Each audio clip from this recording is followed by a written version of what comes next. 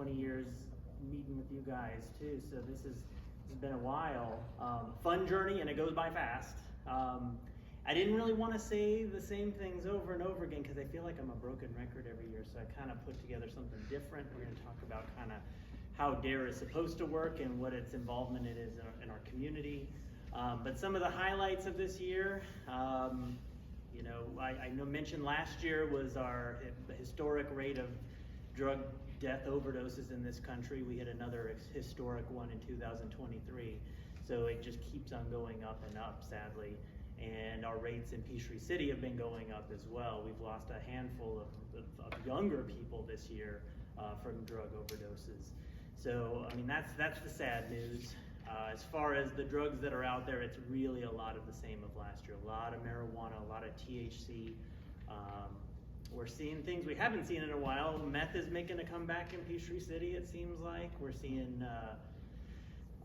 everything has fentanyl in it that's out there, and that's one of the reasons it's causing a lot of these overdose deaths. So the problem is still there, and sadly it's growing in some areas of drugs and it's leveling out in certain areas. So, you know, we're trying to respond to that appropriately. Now, as far as D.A.R.E goes, you know, I kind of wanted to talk about like what is D.A.R.E doing to kind of help prevent drug abuse? Because the number one goal of this drug program that we're doing is to prevent drug abuse later on in life and in their teenage years. That's the main goal. And there's kind of a theory behind this. It's called the social ecological model.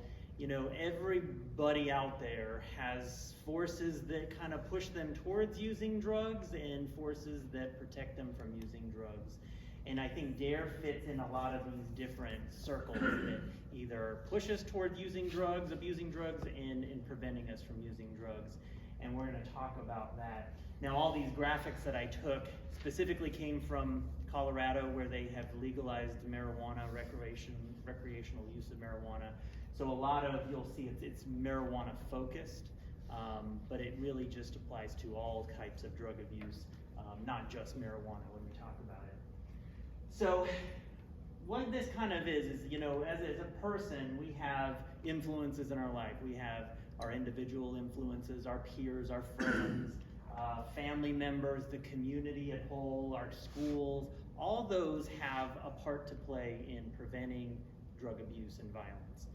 And I wanted to talk about specifically some of the places that D.A.R.E is involved. D.A.R.E does a really good job in some places, specifically schools and kids, and then we have some challenges. There's some things that I'll tell you about doing this over 20 years. I kind of know pretty good where the challenges are of this program and where I'm having a hard time reaching kids because of certain other influences. I think where D.A.R.E works the best is on that peer individual level. You know, I meet with 5th grade students 11 times for 45 minutes. I visit 5 of our schools in their city. Monica LaCorley, she's been here a couple times. She visits Peachtree City Elementary, so she takes one of my schools. And we all visit 5th grade. I also visit 4th grade and 3rd grade and do a 4-week D.A.R.E program. So they start this program technically in 3rd grade. And it's age appropriate. It starts out very basic. And then kind of moves up. By the time they get to 5th grade, we're really talking about specific things they may see in middle school and how to deal with that. And we do a lot of role playing, a lot of situational stuff specific to the school that they're going to.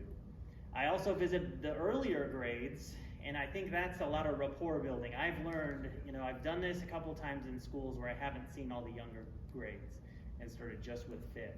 And I've noticed this program works best if you start that rapport early with those kids, because you don't have to build relationships in D.A.R.E. You already have that relationship. You're almost like a pseudo parent by that point. So I start with these kids in pre-K and visit them in pre-K, kindergarten, 1st grade, 2nd, 3rd, 4th, 5th, all the way. So by the time we're in 5th grade, I know the kids. I mean, I know them pretty well, some of them, and we can really get focused on the nitty-gritty stuff. You know, one of the things that causes the protective factors that prevent kids from using drugs, and this has all been proven by a lot of different studies put together, is first off, self-efficacy, and I think that's just confidence, to say no to using drugs.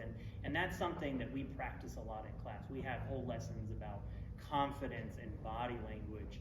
And I think over the years that I've been doing this, I've noticed the difference between kids is, when I first started, none of them had devices, and now they do, and they lack a lot of those basic social skills. They really, really do. I think a lot of these kids have had their nose in their device since an infant, and they've missed a lot of those cues by watching mom and dad interact with people. And I think, one of the things I spend more time is just talking about body language. And when you talk to somebody, when you're interacting with friends, how is the way you're saying it, how you presenting yourself, how is that actually telling you what you're feeling, right? So we have a lot of talks about that and ways that we can say no to friends, and I tell these kids, that one of the best skills you can ever learn going into middle school is just knowing how to say no to a friend and being comfortable doing that. So we practice that going through scenarios and stuff. So I think that's a big thing that D.A.R.E does a lot of. We have several lessons in 5th grade just about that. Future college aspirations, obviously that's not really something in D.A.R.E, but we do talk a lot about the future. Before we get into all these things that we talk about what do we want our life to be, and how can abusing drugs change that. And for some, college is part of that. Another big part, I think, is the peer disapproval of drug use. I think a lot of kids in 5th grade especially think that all teens use drugs. They think middle school is just full of drug users and it's just a normal thing, which it's not. The vast majority of our teenagers here in our city do not use any drugs. And part of this is them knowing that. And I think when we start sharing stories in class, they realize that nobody in the class, or very few, approve of drug abuse. They don't want to go to a school where there are drugs. And so that is a part of it, is just kind of opening up. I feel like a counselor sometimes in D.A.R.E. We just kind of talk about things that we see and how can we deal with that if this happens to us. And so a lot of that is just realizing nobody here at this school wants drugs, and that includes you. And that's just understanding that. And then obviously involvement in sports and physical activity, that's another thing that's kind of those protective factors. If you have those things, your chances of using drugs go down. Now on the other side, the risk factors are things like antisocial behavior, high sensation seeking, aggression. They talk about in this, using marijuana can lead to other substances. It's a gateway drug for sure. And perceptions of peer marijuana use and low perceived harm. I give the kids a little test at the first of D.A.R.E to kind of see what they know. And I've noticed when it comes to marijuana specifically, that's our most missed question. I think the most misinformation about a drug is about marijuana. A lot of kids go into starting the D.A.R.E program thinking that marijuana is legal in the state, that it's totally safe, that the smoke from marijuana isn't dangerous. But we go over those facts, that there are risks to those things, and after we take our final test, that's kind of changed. And then there's a genetic part of it as well. So I think where D.A.R.E works the best is on this individual peer level. That's where I'm dealing with the kids. Now the next kind of layer of that onion, and I think this is probably the biggest challenge and also the biggest influence, is the family life. I think this is probably the biggest one almost, especially with elementary age kids. I think when they get into middle school, their peers start to become more influential for them. But on the elementary side, for sure, some of those protective factors are, do that kid, do they identify with their parents? Is that somebody they want to be? Maternal affection, I would say paternal affection probably should be in there too. Higher parental monitoring of child behavior. Sometimes we have issues with that in the city, Some parents just kind of give the kids a golf cart and say, have fun. And we can definitely see the risky behaviors that come with that. Restrictive drugs, marijuana-specific parental rules, but any kind of parental rules. I've noticed some parents they don't sit down with their parents and their kids and talk about the rules of drug use, and say that's not allowed in a family. And then just to perceived parental trust. Those are those protective factors that kind of decrease the risk of kids using drugs. And on the other side, parental acceptance of substance abuse, and that does happen. I come across a lot of kids who come in and say, well, my mom says I can smoke marijuana. And I'm talking about 5th grade. I mean, it's hard for a program like this to, I think D.A.R.E works best. I think there's like 3 types of kids. There's kids who we're probably never going to use drugs anyway. I mean, their family has set those rules. D.A.R.E is a great reinforcer for that. We have the kids that I don't think there's many programs out there that could change this kid's mind. He's in an environment that is parents are using drugs. They promote it in some cases. And D.A.R.E has a very challenging job with that group. Then there's the middle group, and there's the kids that it's not that their parents didn't really talk about it a lot. Maybe they haven't started talking about it. That middle group could go both ways, I think. And I think that's where D.A.R.E really, really works, is that middle group who just haven't really talked about it a whole lot with their family. Once again on the risk factors, if parents or brothers or sisters are using drugs, that increases their risk as well. Family conflict, poor parent-youth relationships, and then it just even not graduating, parents who didn't graduate from high school, the chances of that child abusing drugs later on is higher. So I would say this is kind of a challenge for D.A.R.E. I've always found that this is the hardest thing. I teach these kids these things, I talk about it, we discuss it, and then sometimes they go home and some of the things I say just get flushed down the toilet because of what is going on in the home. That's a tough point, I think. Then there's school-related things. I think this is where my school resource officer part really plays a part. If kids feel like they belong in the school, they're involved in the school, they're less likely to use drugs. If there's an authoritative school environment, there's less chances. If they're connected to the school, and this remedial approach to marijuana or policy violations is there, not just that you're in trouble, you're getting OSS or out of school suspension, but what are some ways we can change that? And I know that we've had situations this year even with vaping in the elementary schools, and it's not like we're charging these 10 and 9-year-olds for vaping in the school. We're trying to figure out how can we stop this, how can we fix this, and it's helped in those situations. The risk factors are low policy enforcement. If you don't have rules, you're not enforcing those rules, and there have been some times where that is, I've seen that even in our city, where maybe certain principals are afraid of enforcing certain things because they don't want it on the state level to show up that there were drugs at their school. That's a risk factor. Out of school suspension. And I know this is something that a lot of principals have stopped doing. They really try not to out of school suspend kids because probably they're just having a day off. Parents are usually not monitoring them, so that just gives them free reign of the city. And high absenteeism are one of those risk factors.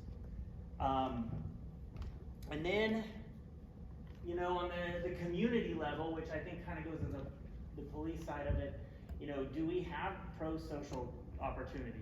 Community sport, youth programs, things like that. We do. I think the city we do a pretty good job with that, especially comparatively. Community norms that discourage youth use, I think too, comparatively, yes. Comparatively, yes. So I think we have some of those protective factors in our community. I think this is kind of funny. The risk factors, once again, this is Colorado, but widespread availability of marijuana, that's everywhere, but especially a place that has legalized it, it's definitely out there. Greater marijuana outlet density, they have found, surprise, that when you legalize and you start selling marijuana in the streets, there is higher chances of kids getting a hold of it. So they are seeing a higher number of youth in states where they've legalized recreational use. So if there's more out there, more people use it. The longer those days or longer those hours of the stores that sell marijuana and days they're open, there's more chances their kids can get a hold of it. Exposure to marijuana marketing is everywhere. I mean, now that with social media, you just open your phone, you can find it. Youth or liking or following marijuana businesses or people who kind of use it online, that's a big one. Owning cannabis branded merchandise. We've had several times in the high school, in the middle school, where kids come to school with, marijuana socks or other things. It's against school policy, but they still do it. And just new marijuana products that attract youth, like our vaping issue with marijuana and THC is our biggest problem. There's a lot of new products every year. There's a new vape that looks almost like a toy, but they're vaping THC out of that. So I mean, that's kind of those things, and D.A.R.E, it plays a lot of different those parts. I just think this really hit home when I was looking at it. It made sense to me, especially now having kids and having them go through middle school, up in high school now. All of that makes sense, and it really kind of hit home when I read that. Is there are those protective factors in our life, and there are those risk factors. And I think if you think back on your own childhood or your kids or grandkids, that does make sense. Now into the nitty gritty. This year in D.A.R.E we had approximately the same amount of students. It kind of moves around. Kedron Elementary is busting at the seams. They're actually adding on another wing because they're getting all the kids off of McDuff, and that is just booming. So all those kids are going to Kedron. Some of the other schools went down a little bit, but overall across the city, it's about the same. St. Paul Lutheran, I go and visit them and do a 5th grade D.A.R.E class with them. That's a little different. Their student population changes a bit, so I just get these numbers at the very first, but it can sometimes go down and up. And then, this year, I had a couple leftovers, so I only needed 620 t-shirts, and you guys provided those. I had some leftovers from last year. Workbooks that I use in the class, the medallions that they receive for writing a D.A.R.E essay and winning the D.A.R.E essay contest, and everybody gets a certificate in shipping and handling. That is the grand total of D.A.R.E this school year, not including the t-shirts. You guys provide those. And then this is just a breakdown of where I order them, if that's interesting to you. Same stuff.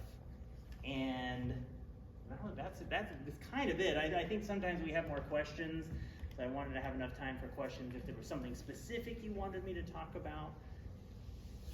My son Jacob's graduated from college in May, and I constantly stayed on him about drugs. He says, "Dad, you don't have to do it." He said, "I don't have time for it, grades are important." I said, "Well, what about the D.A.R.E program?"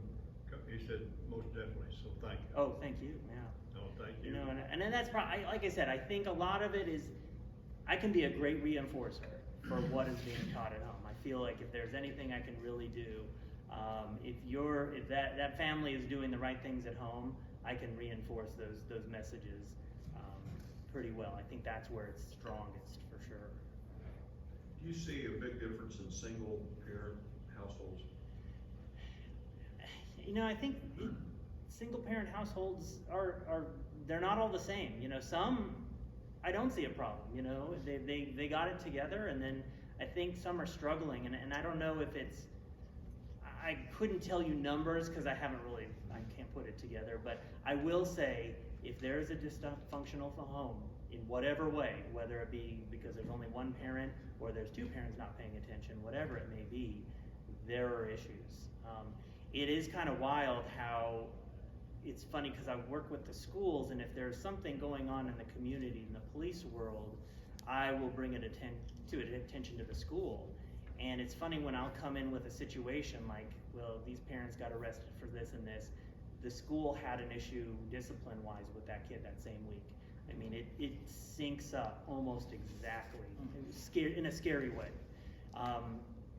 And I mean, it makes sense. I mean, those kids, it's amazing that some of them are actually functioning as good as they are sometimes in school, considering the household situation that they're dealing with. But you can see it. I mean, I think I have this really unique perspective to see what's going on at home and at school, and it is very easy to see the kids that are having the biggest problems at school. Discipline-wise, we're having the exact same problems with parents in the neighborhood, which is kind of sad. Good, thank you. Where are the drugs coming from, and how has that changed? Well, our big issue, I'll just talk about middle school mostly, is vaping. I mean, and the thing with vaping is, we've got several shops here in Peachtree City, you can buy them stuff. It's nicotine mostly in middle school, but there's a lot of other weird things you can put in a vape. It's THC is our biggest problem. In high school, they're just vaping pure THC, which is the active chemical in marijuana. That's what causes the high. And so some of these kids are being caught with 100% THC. That's a hallucinogen at this point. That's not even marijuana, that's something else. But THC, I think, is the big one. In middle school and high school is I think, our biggest problem. And then there's alcohol. But I almost feel, which is a big kind of topsy-turvy from when I started, alcohol was our big problem in high school when I first started. And now I feel like marijuana and THC is much higher. And you can talk to any high schooler. It's easier to get marijuana now than it is alcohol, I think. Easy, much easier. Yeah. Thank you. What kind of feedback, if any, do you get from high schools as to how the program is affecting incoming students and just the population, high school population in general in Peachtree City? That's a tough one. I mean, I don't get a whole lot of feedback from teachers or principals because it's kind of hard. The kids that are at McIntosh, not all of them necessarily went through the D.A.R.E program because kids get into school in middle school or high school. My best thing to kind of determine what's the difference between elementary and high school, what's going on, is they do a health survey every year from 3rd grade all the way to 12th grade. And when you start getting in middle school and high school, they ask kids in this survey, have you used drugs? And they go through the whole list. What age did you start? And what are your perceptions about drugs? There's a whole block of things on peer pressure and drugs, which is exactly what D.A.R.E talks about. And in the middle school years, I think our D.A.R.E program here in Peachtree City knocks it out of the park in middle school. You can see a huge difference between Booth, which is all our kids, the kids that we teach D.A.R.E to, mainly go to Booth. The drug use at Booth is much lower than when you compare it to any other school, even in our county. I attribute that partly to D.A.R.E. Because the other schools they don't have D.A.R.E. Some kids that I teach D.A.R.E to go to Rising Star, and that's lower too. But those two schools have lower drug use, or what they say, drug use. But even when we do our drug searches at Booth, I can't even remember the last time when we brought the dogs in, we've caught somebody with drugs. So I think that's a win right there. You get to the high school, and it kind of tapers off. 9th grade is a good year, and then it kind of just goes off. I think the D.A.R.E program has a time limit. I think to a certain degree. I'm with them 45 minutes, once a week for 11 weeks in 5th grade. And, I set things up, and I think that message may wear off in time, but I think overall it sets the bar lower so the curve is less. Does that make sense? I think that's the best way I can say it. I think no matter what program you use, no matter where you're teaching it, if that message isn't reinforced, it's going to kind of go up, I think. Is there any arrest information for that kind of thing in Peachtree City that reflects what's going on? We do. I mean, we have our numbers of arrests with juveniles, but I'll tell you what I've noticed is that a lot of these kids didn't go through the D.A.R.E program. These are kids that not even go to our schools. They just are here and they get arrested in our city. They're high schools, but they're high schoolers, but not necessarily at our high school. It's harder to get discipline information from the high school because that's kind of protected information. So if a kid is caught with a vape, they're not getting charged with a crime all the time. They're just getting school discipline. So it's kind of hard. But I would say when you compare our numbers here in Peachtree City, just youth arrests in general, it's lower than any surrounding county, for sure. That's the best I can say about that. Do you think the, kind of influx of all the different CBD products that are around that you can buy at Target, so if that's marijuana-ish, and that's good, Right. why is this stuff bad? Is that kind of a harder Oh, sell, yeah. or is that still too young for them to be talking about? I mean, I don't know if like elementary school yeah, I think there's a lot of confusing messages about marijuana, you know, Hello. across our country. Yeah. CBD, Delta 9, Delta 13, THC. I think most adults don't even know. I don't even know some of these. I think even some scientists are like, well, they're trying to figure out, well, Delta 13, is that as good as, you know, all this stuff, it confuses the message. And, you know, here in Georgia, we have a medical marijuana bill, even though it's not marijuana, it's low THC oil, and it's not marijuana. You have to have a prescription. You're on an official list of being prescribed this. It's not smoked. It's a droplet. You know, it's stuff like that. But that confuses the message, because when kids hear medical marijuana, oh, we can have medical marijuana here. They think I can smoke marijuana. That's a medicine. Then you have all these other products. Well, this is a chemical in marijuana. That's a confusing message. I mean, that as a kid, I couldn't imagine wrapping your brain around this. There's too many conflicting things going on there. The reality is marijuana, the plant, smoking marijuana, using that drug, THC by itself, is a risk. I mean, that has health consequences, and it's hard because I notice some kids will come home and say, well, my mom said it was a medicine. And I'm like, well, whew, we don't have enough time to even go through all that, but you know, no, not really. But that confuses the message. It really, that's difficult for anybody to try to explain to a kid. And I'm sure, you know, there've been studies to show when you introduce medical marijuana laws, recreational use goes up. And then when you go to the next step, when you start introducing recreational use goes up among everyone. It's just there, and it confuses that message. And you know, the big news outlet for kids is TikTok, for goodness sakes. I mean, that doesn't tell them anything. You know, there was a TikTok video going around that the end of the world was yesterday because of the eclipse, and some kids were freaking out at the middle school and high school because they believed that was true. So it's tough. It's tough. It's hard to get to these kids nowadays, you know. So, good question. But I enjoy doing it. I know it's the kids, I think, even though they have a lot of different things going on in their life, they're really just the same kids as they were 20, 25 years ago, 50 years ago. They're kids. They are influenced by all these things, whether it be good or bad, you know.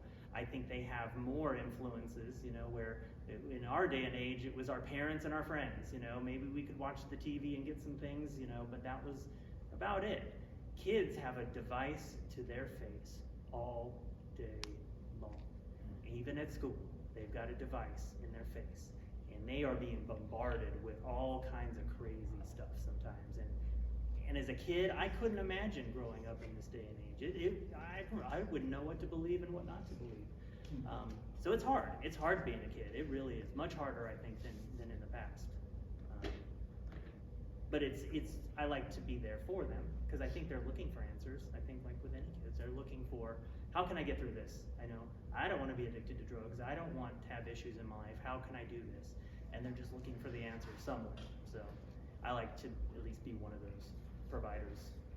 I think the other good thing about D.A.R.E, not necessarily D.A.R.E, but having police officer presence so they can get to see, you know, these Right. are good guys, these are nice people. I mean, I think that's the other goal of D.A.R.E is just to get them understanding that we're here to help, you know, we're to be exposed to a police officer, you know, in a good light. Because like you said, I mean, you look in a device, it's gonna paint a totally different picture, you know, so I think that's really important too, definitely, for sure. So that's a huge positive. And this year we're trying, the school system's really trying to push us to get more officers in the school, more than just 2 D.A.R.E officers. Because we have 6 schools and I'm spread pretty thin around my 5. So we've trained 2 more officers to teach D.A.R.E. They haven't started yet. They're not really in our budget to do that, but maybe in the next 2 years they might get out and also be teaching D.A.R.E. So I can really focus my time on 2 or 3 schools and they can focus on the other 3, which I think is huge. I think that would be a big help. Very good. Thank you.